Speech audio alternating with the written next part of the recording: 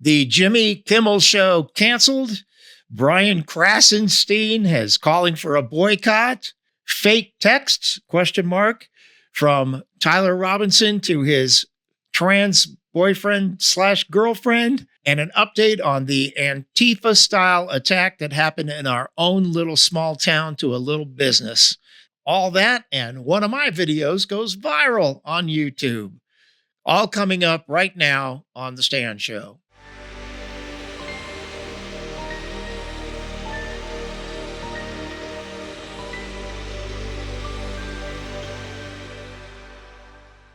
Well, folks, it finally happened. Jimmy Kimmel said something so stupid that it caused his parent company, Disney, who owns ABC, to yank the show off the air, quote unquote, indefinitely. Wow. Just what was it? So what was it that he said that sparked such controversy? Well, he said, as soon as he opened his show the other night, he said, we hit some new lows over the weekend with the MAGA gang, desperately trying to characterize this kid who murdered Charlie Kirk as anything other than one of them. What? Insane. And he went on to say, and doing everything they can to score political points with it. Does anybody with 3 brain cells working together, anybody believe that? It's nuts. And so what's the fallout from this? Well, the show's gone and no inkling as to whether or not it's going to come back. I went to X this morning to find out what the fallout from this was going to be. And Brian Krasenstein, who, is just like a full-time liberal poster, troll, whatever you want to call it, he's now calling for the boycott of Disney by his followers, which it's hard to say followers with him when you see how incredibly heavily ratioed that he gets from conservatives on X. I mean, it's like 100-1 in the replies to his texts. But what's completely hypocritical is Brian Krasenstein calling for a boycott of Disney ABC. I mean, he's got former posts on Twitter saying that canceling and boycotts and all that is wrong, don't do it. So there you go. Anyway, there's that. So Jimmy Kimmel's off the air. And I know that Greg Gutfeld has experienced an amazing increase in viewers since the late night scene turned so absolutely leftist on everybody, except for maybe Jimmy Fallon, who, he's done things to fall in line, but then again, he had Greg Gutfeld as one of his guests a couple of weeks ago, and it was just a smashing good time. So I don't know if Fallon could ever be canceled for that. Seth certainly could be, because he's just one direction all the time, unobjective. So we'll see. We'll see what happens going forward. It also helped Greg Gutfeld that he's not actually a late night show anymore, unless you call 10 p.m. late night. It actually airs in California at 7 p.m., not exactly late night. Anyway, Jimmy Kimmel is gone, and it probably won't be long at all until he sets up his own podcast, as all the rest of them have done. Hey, everybody. I'm just taking a second to remind everybody that most of the people who watch The Stan Show have not yet subscribed to the channel. Would you take a moment right now and do that? I'd really appreciate it. Thank you. Okay, moving on. There's this really interesting conspiracy theory that has come out just in the last couple of days. A lot of it is being fueled by Candace Owens, which I understand that completely. It has to do with the text messages that were sent from Tyler Robinson to his boyfriend / girlfriend. That is a man who desperately wants to be a woman and is in the midst of transitioning. And Tyler and Lance were romantically involved, let's call it. Okay. So people are questioning the authenticity of the text messages between the two. And that's primarily due to a mix of perceived inconsistencies in the content, the language used, and the timing of the text, as well as there are some broader conspiracy theories amplified on course, social media. The texts, they were released by prosecutors on September 16th and included Robinson allegedly confessing to the shooting to Lance, explaining his motive, which was Charlie Kirk had so much hatred, and some hate cannot be negotiated out. I don't know, whatever that means. He also described how he hid the rifle, expressing remorse for what he had done and advising Lance to delete the messages and avoid talking to police and to the media. And authorities, including Utah County Attorney Jeff Gray, presented those text messages as genuine evidence that was recovered from the devices, with Twiggs cooperating by providing them to the FBI. Now, skeptics are arguing that they appear to be fabricated or staged. And here's a little breakdown of why that is. It's the phrasing in the text, often described as overly formal, kind of scripted, and even antiquated, not modern speak for 22-year-old text messages, sounding more like a movie script than actual texting. For example, Robinson refers to Twiggs as my love repeatedly, which just seems odd and kind of old-fashioned for a Gen Z. I don't know. He's an intelligent guy, probably well-read. Who knows? Who knows? We don't know. And let me just reiterate right now. I said many times, there are many things we don't know and we'll probably never know for sure, because what we do know is that the truth is constantly being obfuscated on all sides. Moving on, the language sounds stilted, though a psychiatrist, Carol Lieberman, suggested it could stem from emotional distress rather than faking it. Who knows? Another big topic would be the absence of things like emojis, typos, or what could be called modern slang, I guess. The messages lack all these things, no abbreviations. There are no casual errors typical of young adult texting. Makes them seem like they're polished or kind of unnatural. One ex-user said messages are either fake or scripted because there is not a single emoticon. Okay. But, I'm 68 years old and I don't typically use emoticons, but that's very, very different from what a 22-year-old would do. Comparisons to unrelated past scandals, fake text with misspellings like loosing instead of losing, highlight how real text, that's one of my big ones I hate. It highlights how real texts often have imperfections, which these do not. These texts are perfect. And a lot of them came rapid fire with no response from Twiggs, just one right after the other, right after the other. There are no timestamps on these things. Let's get into that kind of thing, suspicious details. One of the key lines Robinson said was they caught some old dude and someone who had similar looking clothes, raising red flags on that stuff, because at the time of the text, which was shortly after the shooting, authorities hadn't publicly identified suspects. They hadn't reviewed the surveillance footage. There were no clothing details at the time. Critics argue this implies foreknowledge and retroactive scripting. A lot of people think that the exchange was staged in order to absolve Lance Twiggs, of any prior knowledge of the event.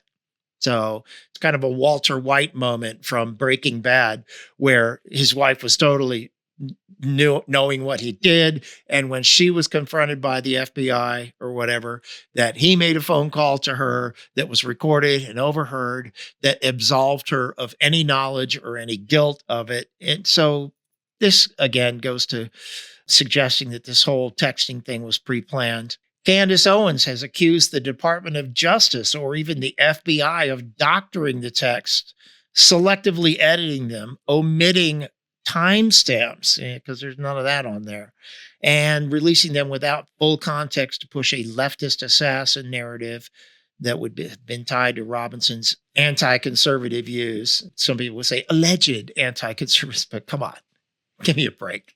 All right. If you haven't seen that episode of Candace Owens, I highly recommend you do it. It was from Wednesday, I guess. Yeah, it was from Wednesday. And there is broader skepticism. It's tying into the doubts about the case itself. including Robinson's ability to make a precise 160-yard sniper shot. That is being questioned due to his apparent eye misalignment, something I was heretofore knowledgeable about. He has been referred to as wonky-eyed Tyler Robinson. Well, it only takes one eye to make a shot through a scope, so I don't know if that's even an issue. And also, so far, we have unverified links to Antifa or Troon, which is trans activist groups. And some people, especially on X, are suggesting that the texts are there to protect a conspiracy involving Twigs or extremists, with Robinson taking the fall. Judging by the number of times this inquiry has been submitted to ChatGPT and Grok, a lot of users claiming that they themselves flagged these texts as likely fabricated. So there's that. All right, we'll move on from that and see how that develops in the next few days. I really didn't know how to make a full podcast for the last few days in regard to everything that's been happening and how quickly things have been developing. But I did make a couple of videos that were just vertical. Hey, this is what I think about that kind of videos, like 30, 35, 40 seconds long. And I just threw them out there. Well, one of those went kind of viral. Now, by some people's standards, they would laugh at that, but I've never had a video that got 125,000 views in 2 days, and this one did. Let's take a look at that right now, shall we? This guy right here. Who's this guy? You know what died right along with Charlie Kirk? That would be our desire to reach across the aisle and find common ground. It's very difficult to find common ground with people who want to unalive you. Charlie Kirk said that when the conversations stop, then the violence begins. But unfortunately for Democrats, debate equals hate. Think about it. Yeah, interesting. 125,000 views. And I recently started putting shorts on TikTok as well, even though I told myself long ago, I'm not going to have anything to do with TikTok. Yeah, I got over it. So just recently joined TikTok and put a couple of these up there. And interesting thing there, these YouTube videos, I don't get a lot of comments on them, but this particular one, I got a few comments, but the other amazing thing that happened was I got 48 new subscribers to the channel in 2 days. That's nuts, but it happened. But going back to TikTok, I put this video on TikTok along with a couple of others, and this particular one's been viewed on TikTok 5,000 times, but more than that, I've had hundreds and hundreds of likes and comments. And the comments are very heavily ratioed towards, conservatives making comments. And some of the liberal comments are just plain dumb. And of course, name calling, a whole labeling name calling thing, which is just seems so funny to me now. But anyway, so that happened. I'd like to be able to make more of those and get my viewership and my view counts up. But unfortunately, with YouTube, it's always hit or miss. And something like that, you would think that YouTube would themselves shadow ban it somehow or whatever, but they didn't. And I guess a lot of people shared it because it got around very, very quickly. It was a hockey stick effect. It started out like this and then just went right through the roof. So I'm grateful for that. And I hope that I can come up with some more of those soon. And lastly, today, I want to discuss the Antifa-style attack that happened right here in our own backyard 12 days ago. One of our local rafting businesses that is located right on the Nantahala River, where all the whitewater rafting is. One of those businesses has, for years, had billboards beside the road that had big-ass Trump banners on them. And this has been like that since Trump's first term in office. No troubles, no worries. It just is a fact. A couple of Saturdays ago, this place came onto an actual attack, an Antifa-style attack. So let's just play that video right now so you can get the information. I'm Stan Arthur with The Stan Show, and I live in Bryson City, North Carolina. This weekend, the Swain County area suffered an actual terrorist attack at one of our most beloved and well-known rafting companies in the Nantahala Gorge on US 19, the Paddle Inn, owner Mark Thomas, and this act was perpetrated against him, I am sure. To give you an idea of what's happening here, this man arrived in the middle of the day in this green Jeep Cherokee with a black hood, a blacked out license plate, but we'll get into more details about the vehicle in a minute. This man was wearing a blue suit jacket and dark colored pants and a white shirt. He had on a trucker's hat and was wearing a bandana to cover his face. He walked across the street to where the Trump signs are. They've been there. There's a billboard there where, at the behest of Mark's mother, there have been Trump signs on this billboard for years. And this man went over there and with some sort of tool, he tore those signs down, as you can see here. He then walked back to the side of the property, looked around a little bit, got back into his car, and before he took off, he emptied his gun out of his sunroof. He fully emptied like 11, 12 shots out of the sunroof, firing at the property. This man had some sort of Alaskan Malamute or Husky in his car with him. You see from the front of the car, you'll see that there are these colorful tow hooks, probably yellow tow hooks on the front of his car. And this man needs to be found. I'm calling on Interim Sheriff Brian Kirkland to have a news conference and to tell the public what has happened and to be on the lookout for this man, for this vehicle. Do not approach this vehicle because this man is clearly armed and nuts. He's crazy. All right. So there's one of two things. This is just local evil person who has it in for Mark Thomas, or possibly an Antifa-style attack, in which case this SUV is probably not even in North Carolina anymore. Those things are all possibilities. But in any event, this terrorist attack has happened in Swain County. Brian Kirkland needs to take action, get the FBI involved, and get this man off the streets. Thanks for watching. I'm Stan Arthur. Please go to the Stan Show channel on YouTube, subscribe, and like this video, and share. Let's get it out there. Let's get this man apprehended and get the people of Swain County out of danger from this particular perpetrator. Thanks for watching. Yeah, so what do you think about that? Well, what happened immediately was that the business owner, Mark Thomas, who I've known for many years, Mark called the sheriff's department, Brian Kirkland sheriff, and they did respond. They did come out. I'm not sure what happened there, but they did put a nice blurb about it on their Swain County Sheriff's Facebook page. Let's take a look at that. Here's what they posted. Swain County Sheriff's Office on 6 September 2025 at approximately 5:52 p.m., the Swain County Sheriff's Office was dispatched to the area of 14611 Highway 19 West in the Nantahala Gorge for a report of gunshots. Initial information was limited at the time the call was received. A deputy from the Swain County Sheriff's Office responded to the area and did not sense anything suspicious or the vehicle in question at that time. On 9 September 2025, Swain County Sheriff's Office became aware of a video of the alleged incident that had been published on YouTube.